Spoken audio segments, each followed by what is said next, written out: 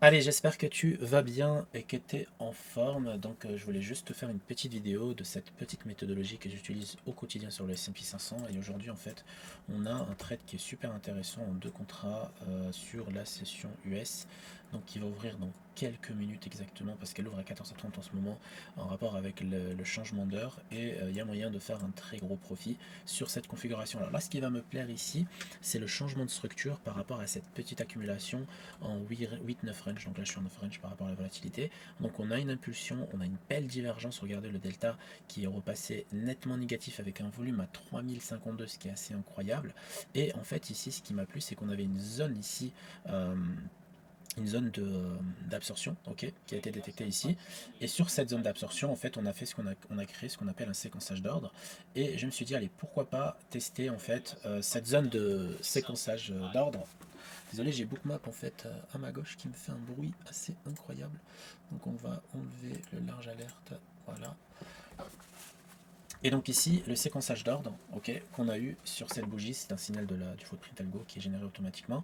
Avec sa petite zone, je me suis dit, allez, pourquoi pas essayer de le prendre avec un tout petit stop loss. On part de stop loss de 2 points et quart, on va dire.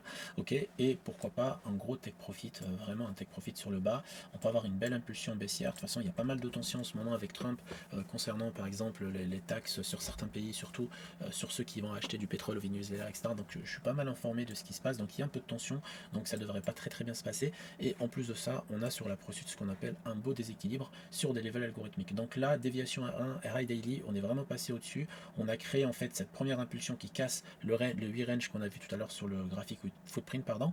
Et là, en fait, on a un pullback sur zone de liquidité et ça marche super bien pour le moment. Ce qu'on va faire, c'est qu'on va se mettre à BE. Et en fait, le marché va revenir normalement chercher déviation et high daily. C'est pour ça que j'ai mis mon TP à peu près par là, parce que je pense qu'on peut venir le toucher sans aucun problème. Et c'est ce qu'on est en train de voir avec le WeRange. Donc, ce qu'on va faire, c'est qu'on va pas être gourmand. On va quand même se protéger parce que l'ouverture de marché peut déséquilibrer mon trade.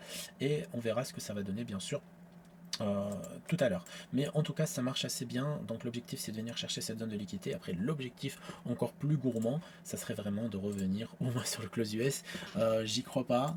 Objectif atteint, c'est parfait. L'objectif a été atteint, c'est cool pour le TP1. En tout cas, le TP2 est purement spéculatif, donc je fais en sorte vraiment de me placer sur la dernière zone de valeur qui est juste là, ok, pour protéger au maximum mes profits. Et le TP2, c'est purement spéculatif, donc vraiment, si on va chercher cette zone, ce qui est complètement rare dans ma stratégie, généralement, je TP1 très souvent, mais je TP pas 2. Vous voyez ici, on a une magnifique en fait impulsion baissière en M1 avec la cassure ici de la ligne de tendance, la cassure de la ligne de contexte. Donc on a un marché qui est plutôt haussier, mais qui est pas très intéressant non plus à trader en intraday. Vraiment, il faut rester intra-scalper sur cette configuration. Donc sur la ProSuite, j'ai ce qu'il faut, donc je suis assez content pour ce premier trade de la journée. Comme ça, je pourrais me focaliser sur l'Open US tout à l'heure à trader un autre type de configuration, par exemple sur un autre type de compte, peut-être sur le Nasdaq, etc., etc. Je pense que je vais me faire BE dans quelques secondes, mais en tout cas le trade c'était génial. Donc on vient toucher la zone de liquidité et peut-être que là on va se retourner, mais j'y crois pas, vraiment j'y crois pas. Je pense qu'il y a moyen qu'on aille un peu plus bas, peut-être venir chercher 22. Donc en tout cas on va laisser faire le trade et je reprendrai. Voilà, c'est parfait. Le stop a été touché. ABE, donc c'est vraiment pas mal. C'est un beau trade en tout cas. Pourquoi? Parce qu'on a l'impulsion du déséquilibre. On a la petite accumulation qui se fait casser ici par le bas avec une belle divergence et une zone de valeur en VZ.